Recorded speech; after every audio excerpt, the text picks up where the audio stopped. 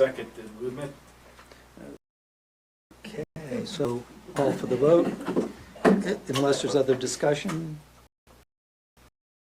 If not, I'll call for the vote. It's approved. So we have some people voting without being here.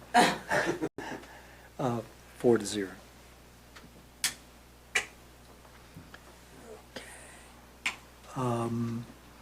Okay, so Joe, would you like to present the budget? I would. So actually, oh, that's not turned on. It should. It just takes a little screen. Did it turn? There it goes. Good evening. So what I'm intending to do this evening is just to deliver the budget to the board. There isn't going to be any discussion on what's inside the budget at this time. We'll be looking at having our department heads come in and do presentations to the board on the 1st. So I have hard copies here for you.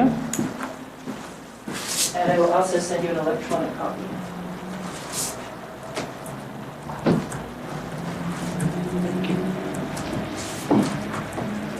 Okay, the format of this budget is going to be a little different from what you've seen in the past. So the front single piece of paper is going to tell us a little bit about what's in this budget document. So you'll notice we've got Second Avenue Bridge on the front, so I thought that was pretty awesome, because especially since we're going to replace it, right? So I'd like to kind of go through the sections and just kind of talk about what's different within this budget. So in the first section, we have the budget summary. The budget summary is a big fold-out document, so don't be scared of it. It's not intimidating. It's just a very big, broad view of everything that's in our town. So the numbers are small as far as size, but like I said, it's just an overview. So it gives you all of your revenues are in blue, all of your expenses are in green, and there's a column that shows you your change in fund balance. So just something that's a nice little tool. So the next section is going to be fund balance analysis.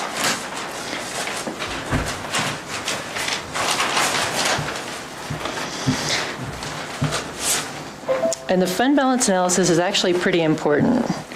So when we look at fund balance and reserves, think of those as kind of the same thing. Okay, so whenever we have revenue exceeding expenses, we add to our fund balance, so it goes up. When we have expenses that exceed our revenue, our fund balance goes down. So that comes forward from year to year, so we're watching that. So the first page of this shows where we're going to be at the end of 2019 to the best of our knowledge at this point. So if we look at that final column that says 2019 estimated ending fund balance, that's where we think we're going to be. The next column over shows a 3-month reserve. We try not to get within that amount of money. We want to keep at least 3 months of reserves out there. Okay, so if you flip the page, this is kind of a historical view. So we're going to see what our fund balance is doing over year to year to year. So we have 2019 in here and where we think we're going to be. We have a restricted fund balance for the $200,000 that we have for our flood reserve. And then if we go all the way over to the other column, we show our projected fund balance at the end of 2020 if we follow this budget. So, and then we have a final change in fund balance. So you're seeing most of the funds are going to add to our fund balance if we stick with this budget. Okay. The next tab is going to be capital outlay request. So when we start our budget process, the department heads actually give us their capital outlay request. What we did is we categorized them as critical, necessary, or desired so that we can prioritize. So that's what this list is. It's a prioritization of what we need for capital. It does show where we're going to fund them out of across the top. And some of them, unfortunately, cannot be funded at this time. Okay. Our next tab is going to show our community support. So of course the town supports the community in many different ways. This just shows our revenue and expenses for each of the events or items that we support the town communities.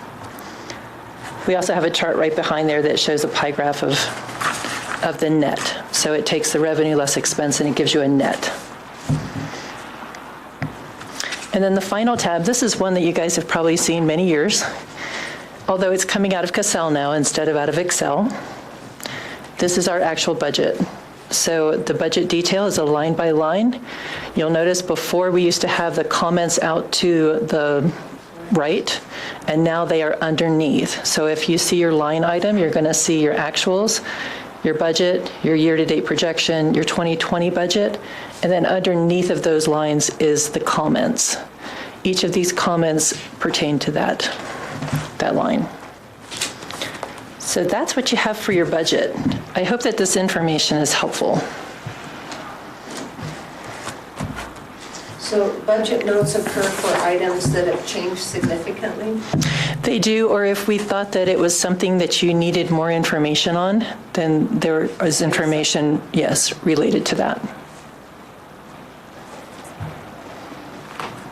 Okay, Joe, and this shows the budget on an annual basis, which is where we need to be at this point, but is your plan to have it more detailed seasonally?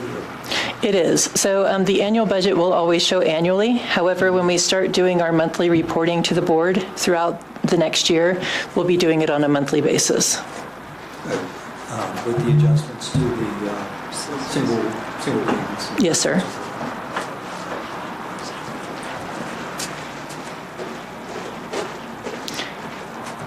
Were there any questions? Gives you some good reading material. Are there any other questions for Joe? General high-level questions. I think we're not getting into detail of like what the numbers are at this point, but it gives us something to digest and be prepared for the presentation by the department heads on October 1st. Yeah, so on October 1st, we've set aside from 4 To 9. p.m. to 9 p.m. Enough time. Hopefully what has been submitted is balanced and has taken into consideration what we talked about at your strategic meeting, as well as what we need for the final flood recovery year.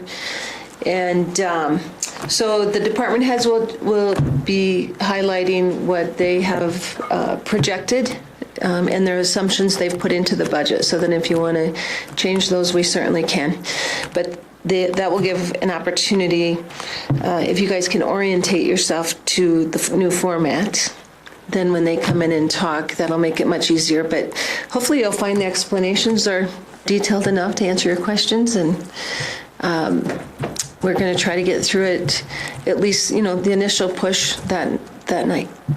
With this approach, with the department heads presenting their portions of the budget, is that setting up a process in which department heads would be explaining either in written form or if necessary verbally, wherever there's a significant variance? It's already in the notes. Any significant variation or an assumption made, like regarding sales tax, whatever, is already in the notes. I think also as we go forward into the 2020 year, if somebody is exceeding their budget, I think that's what you're discussing at this point. If somebody does exceed their budget, and I'm assuming you're thinking on a fund level because our legal level of appropriation is the fund. So if we exceed the fund, we have to come back to the board anyway to get an approval to exceed the board or to exceed the budget. And then we would have the department head come and explain what was going on that made us need that request. And with the corrective action plan, if it's sufficient variance. Yes, sir. Yeah, I really like that concept of having the accountability at the same level as the proposals for the budget.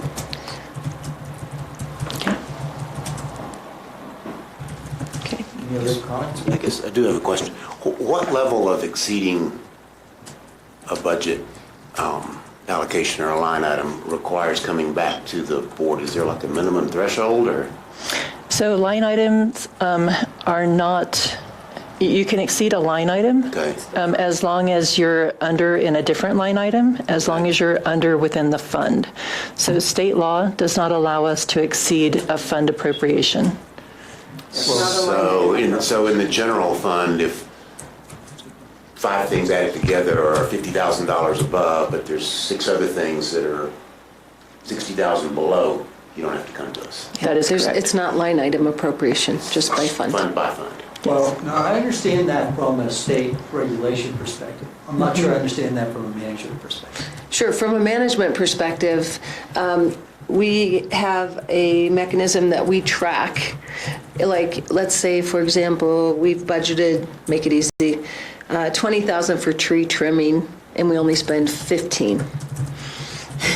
We have 5,000 then if we want to use that toward paving. Sure, I mean. I Those sorts of understand all things that. we do internally. If it's significant, then it comes back to you guys in the form of a resolution over $20,000. I'm just familiar with variance analysis and reporting that's at least a director level. So that any line item or any, whether it's revenue or expense, that is beyond certain thresholds, whether it's units or value per unit, or total, that's beyond certain thresholds, that you have to explain that. You have to explain it, and if it requires a corrective action plan, that the explanation includes a corrective action. Now, those thresholds, to me, I don't know what they necessarily should be. I would probably propose stricter ones than Excuse me. overall. So I thought of just the framework for both budgeting, when department heads put forward, this is how much we expect from a revenue perspective and a expense perspective, that they're then held accountable for that on a line item basis. We do not have a program like that in place at this time. I mean, we can certainly research and get information from the board of where you would like to see that threshold be, and then put a plan in place to do that. Yeah, companies usually have like a 10% on any given, 10 or 20% maybe, but a fair amount of leeway on any given line item. But if it adds up on a section to, more than 20%, then there still should be some explanation. I don't know that we always want the department heads to come in and report on everything verbally, because we might be here all night. Yeah. But, that there's a process whereby the department heads, when they look at their results for a given month, they write in. Oh, they do that. They do that to me. Okay. On my monthly administrators report, they mention any items that are more than 10% and an explanation. Corrective action plan, we understand why, but because we don't have many measurements that are units per whatever, it's just not, when we're dealing with social issues, it's not always like that. For example, like it's so weather dependent, the utilities. They're so weather dependent. But we always are trying to mark that, it was extra, hot in this month, or cool winter or month or whatever. We're always mentioning that. And they do have a mechanism to report that to me, and we do report it. We keep track within the fund, excess or excesses. Yes. And where we will use those in other projects that might overrun. So like I said, if we don't spend as much on tree trimming, we might put that excess toward paving. But we try to always stay within the same fund with that. But you're looking for a more formal way to report that. More that the discipline is there for department heads to be responsible for the budget, for action on the budget that they put forward. And, to me, corrective action plan doesn't happen if you're, a few dollars over on something. So the threshold isn't just 10%, it's 10% and $5,000 or some significant amount. And then that would activate a corrective action plan. An example would be the URA allocation for 2019 that turned out to be way more than was in the budget because we found out that some expenses from prior years hadn't been recorded. When something like that crops up, even if within the whole general fund it doesn't throw it off, that's something I think the board needs to be informed about. That's just an example. Then it's a good example.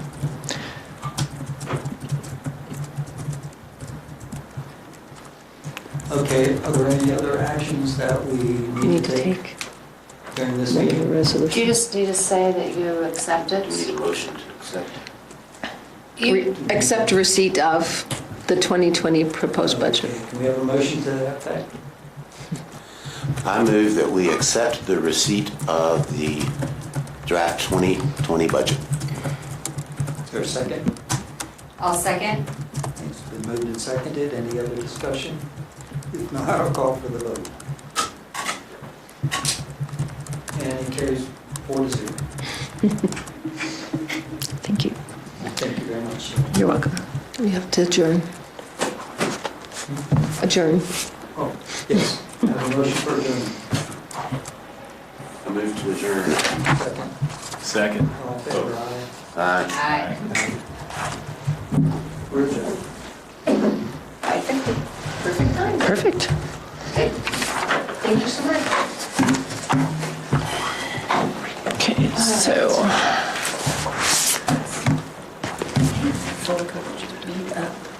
so these are the extra ones, and then I'll send them electronic. Okay. They have a box. Do you know what that is? I do. Are they just with the